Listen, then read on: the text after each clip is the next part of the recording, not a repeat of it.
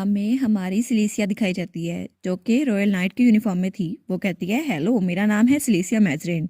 और वो हमें बताती है मैं पहले एक छोटी सी स्टेट में रहती थी जिसका नाम था शू मरीन, लेकिन आजकल मैं एम्पीरियल कैपिटल में रह रही हूँ। एक दिन आउट ऑफ ब्लू मुझे पता चला कि मैं फैजा एम्पायर की एम्प्रेस बन गई हूँ। और तब ये न्यूज़ तो मेरे लिए बहुत ज़्यादा शॉकिंग थी, लेकिन उसके साथ ही मुझे काफ़ी ज़्यादा प्रिविलेजेस मिले और उसी की वजह से मुझे बहुत ज़्यादा हार्डशिप्स भी फेस करनी पड़ी। और फिर मेरा एम्प्रेस का तख्त मुझसे छीन लिया गया। लेकिन जब फाइनली हमारा डाइवोर्स होने वाला था तो ऐसा लगा एम्पियर फैमिली में कोई मसला खड़ा हो गया है और न्यूज़पेपर में मेरे बारे में कुछ छपा है। तब मेरी जो कि एम्पर का एडवाइज़र है उसने आकर बताया कि ऐसा लगता है किसी आदमी ने, जर्नलिस्ट ने वहाँ पे आपके बारे में कुछ पब्लिश किया है कि आपकी मैरिज 3 साल पहले हो चुकी है और ऐसा लगता है सबको एम्प्रेस की आइडेंटिटी के बारे में पता चल गया है। लेकिन वो जो कुछ भी कह रहा था हमारी हीरोइन को कुछ समझ नहीं आ रहा था। वो कहती है ये भी डिफिकल्ट वर्ल्ड है, ये भी डिफिकल्ट वर्ल्ड है, पता नहीं क्या बोली जा रहा है, मुझे कुछ समझ तो नहीं आ रहा, लेकिन ऐसा लगता है जैसे ये लोग मुझे कह रहे हों कि मैं यहीं पर हूँ और भागूँ नहीं। मुझे क्या करना था, तो आखिर में मैं एक एम्पीरियल गार्ड की मेंबर बन गई। इसी तरह मैंने खुद को डिस्गाइज कर लिया। लेकिन वैसे भी अगर मैं किसी नोबल वुमेन की तरह यूँ घूमती तो पैलेस में ये बहुत ज़्यादा सस्पिशियस होता। फिर वो कहती है अभी इतनी देर हुई है लेकिन 5 दिन हो गए हैं और मैं तो बहुत ज़्यादा बोर हो गई हूँ। तब वहाँ पे जब वो चिल्लाती है तो सब लोग मुड़ के उसको देखते हैं। वो कहती है मैं तो यहाँ पे आराम से घूम भी नहीं सकती, उन्होंने कहा था वो मुझे जल्दी वापस भेज देंगे, लेकिन ये लोग कर क्या रहे हैं। तभी वहाँ पर उसे कोई कहता है खुद पे काबू रखो, थोड़ी तमीज से बात करो। और उसके सामने एम्पर खड़ा था।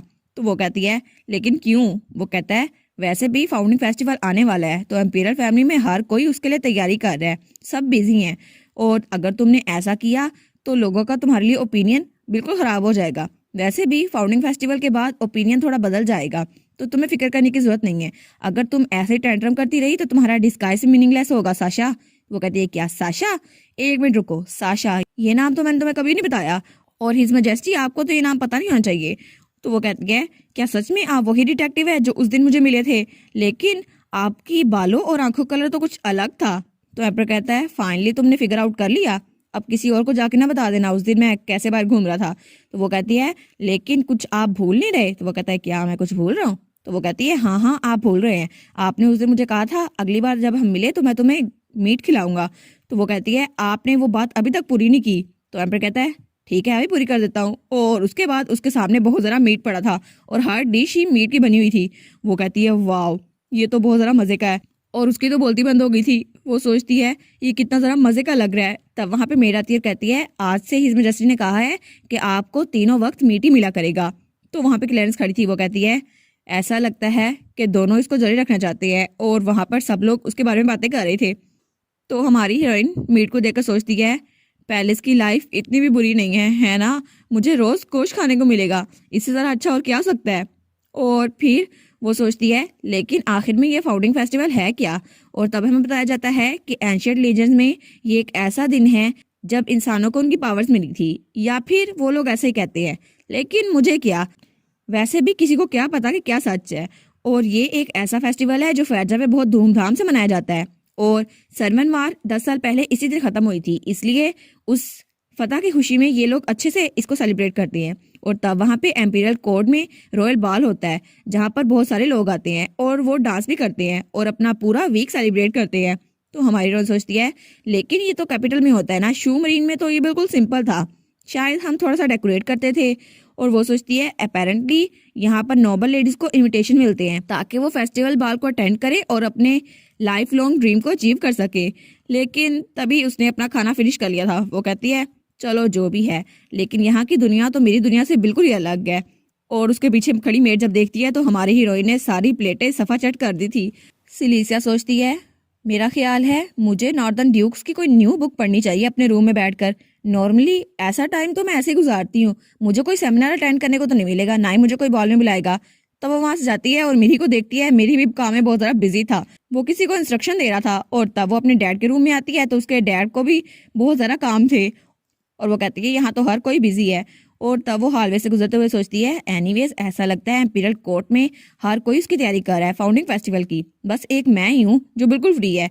तब वो पीछे मुड़कर देखती है तो वो हैरान हो जाती है। वो कहती है क्या सच में ये तुम लोग हो।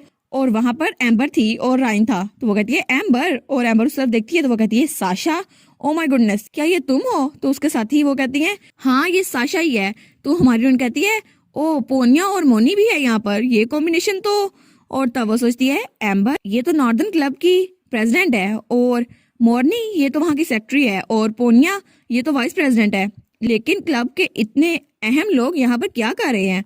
तो वो कहती है तुम लोग यहाँ पर क्या कर रहे हो? क्या तुम लोग को कैपिटल में कोई काम था? लेकिन एम्पीरियल पैलेस में क्या काम हो सकता है तुम लोग को? तो एम्बर कहती है नहीं नहीं, हम लोग तो बस अपना एनुअल सेमिनार यहाँ पर अटेंड करने वाले हैं, और यहाँ पर हमें लेके आने वाला राइन है जिसने अभी हमारे क्लब को ज्वाइन किया है, और सिर्फ इसी की वजह से हम लोग एम्पीरियल पैलेस में सेमिनार को अटेंड कर पा रहे हैं। तो पीछे से पोनिया कहती है हाँ पैलेस कितना जरा कूल है। तो हमारी हीरोइन कहती है क्या नया मेंबर राइन? लेकिन वो कहता है ओ मैंने सुना था सिलीसिया सेनपाई आप भी यहाँ की फाउंडर हैं इस सोसाइटी की। तो सिलीसिया उसको कॉलर पकड़ती है और उसको धकेल के दूर ले जाती है, और फिर उसे एक कमरे में ले जाती है। उसे कहती है तुम करने की क्या कोशिश कर रहे हो? तो वो कहता है क्या? तो हमारी हीरोइन कहती है आखिर तुमने ये क्लब ज्वाइन क्यों किया? तो वो कहता है मुझे लगता है शायद कोई मिसअंडरस्टैंडिंग हो गई होगी, लेकिन जैसे आपने सुना बात वही है। वैसे भी न्यू मेंबर्स को सेमिनार अटेंड करना था, और एम्पीरियल गार्ड के लिए मैं इस जगह को छोड़ नहीं सकता, तो इसलिए मैंने उनको यहाँ पे इन्वाइट कर लिया। तब हमारी हीरोइन बड़ी शक की नजर से उसको देखती है, और फिर वो सवाल करती है अच्छा तो मुझे सवाल का जवाब बताओ, अगर एम्पर तुम्हें ऑर्डर दे के बैटल फील्ड में जहाँ तुम्हारे फियांसे हैं तुम उसको मार डालो तो तुम क्या करोगे? तो वो कहता है जवाब ये तो बड़ा इजी है, मैं नॉर्दर्न नाइट्स के साथ मिलकर एम्पर को एलिमिनेट कर दूंगा और फोर्सेस को यूनाइट करूंगा और वार जीत जाऊंगा, और फिर मेरी फियांसे वो खुद एम्प्रेस बन जाएगी। तो हमारी कहती है ओ माय गॉड ये तो सच में अच्छा आंसर है, ये सच में वहां का मेंबर है। तो वो कहता है देखा मैंने कहा था ना मैं मेंबर हूँ। तो पीछे से उसकी तीनों दोस्तें उसे बुलाती है, वो कहती है सिलीसिया, तो वो डर जाती है। तो वो कहती हैं आखिर तुम यहाँ पे क्या कर रही हो, और तुम इंपीरियल गार्ड बन गई हो, तुम तो बहुत जरा अमेजिंग हो, लेकिन मुझे पता था तुम कभी ना कभी कुछ ना कुछ अचीव कर ही लोगी, और तुम कैप्टन के कुछ ज्यादा क्लोज हो। तो हमारी कहती है नहीं नहीं ऐसा नहीं है, असल में बात ये है। तो तभी पीछे से रायना तर कहता है हाँ लेडी सिलीसिया ऑफिशियली यहाँ की नाइट बन चुकी हैं, और अब वो पैलेस में काम करेंगी। तो हमारी हीरोइन कहती है क्या सच में? तो वो कहता है हाँ हाँ, सिर्फ वो यहाँ की नाइट नहीं है, वो तो बहुत ज़्यादा टॉप टियर की एलीट है। तो उसकी दोस्तें कहती हैं वाह सिलीसिया ये तो बहुत ज़्यादा कूल है, और ये यूनिफॉर्म भी तुम पे कितना ज़रा परफेक्ट लग रहा है। तो हमारी हीरोइन कहती है चलो छोड़ो भी इस बात को, और वो सोचती है बस मैंने गिव अप कर दिया, अब ये जो सोच रही हैं इनको यही सोचने दो। और उसके बाद हमें एम्पर दिखाया जाता है जिसके साथ मेरी ही क्लियरेंस और लीगल एडवाइजर भी थे। तो हमारा एम्पर कहता है क्या सारी प्रिपरेशन हो गई? तो मेरी कहता है हाँ हाँ बैंक्वेट की सारी प्रिपरेशन तैयार हो चुकी है, वो कंप्लीट हो गई है, लेकिन ऐसा लगता है कि साथ वाली कंट्री से भी गेस्ट आने वाले हैं। तो तब हमारा एम्पर खिड़की से बाहर देखता है, तो वो कहता है क्या ये अब किन के साथ है? तो वो अपने दोस्तों के साथ थी, उनके साथ राइन भी था। तो मेरी कहता है ओ ऐसा लगता है ये सर राइन ने इन्वाइट किया है इन लोगों को, और ऐसा लगता है ये वही क्लब है जो मिस सिलीसिया ने बनाया था। तो तब सिलीसिया बहुत जरा मुस्कुरा रही थी, और वो तो अपने दोस्तों से बात करके बहुत जरा खुश थी। तो एम्पर कहता है क्या ये ऐसे स्माइल भी कर सकती है? ये तो बहुत जरा खुश लग रही है। तो मेरी कहता है वेल ऐसा लगता है वो अपनी एज की गर्ल्स के साथ बहुत जरा कंफर्टेबल है, लेकिन किसी स्ट्रेंज जगह पर।